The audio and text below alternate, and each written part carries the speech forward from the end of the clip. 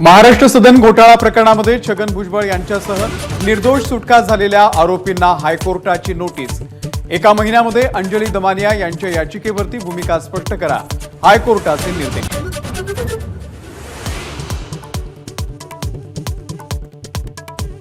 मनसेच्या महायुतीमध्ये समावेशाच्या चर्चा थंडावल्या। महायुतीमधल्या पक्षांच्या चिन्हावरती लढण्याचा प्रस्ताव मनसेनं फेटाळला।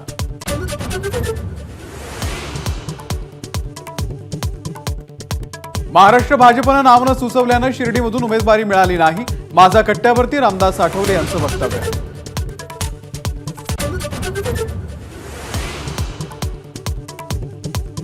शक्ती प्रदर्शन करत जानकरांचा उमेदवारी अर्ज दाखल। फडणवीस, अजित पवार, पंकजा मुंडे यांच्यासह जानकरांची जाहीर सभा।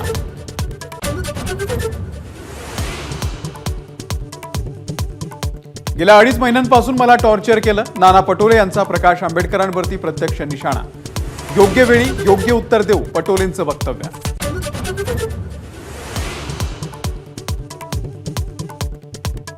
₹3,500 कोटी रुपये टॅक्स थकबाकी प्रकरणामध्ये काँग्रेसला दिलासा। निवडणुकीपर्यंत कोणतीही कारवाई करणार नाही, प्राप्तिकर विभागाचं सुप्रीम कोर्टामध्ये स्पष्टीकरण।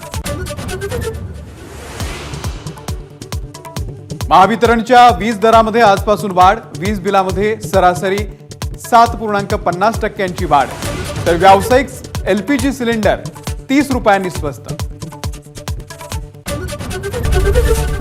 ABP माझा, उघडा डोळे बघा नीट।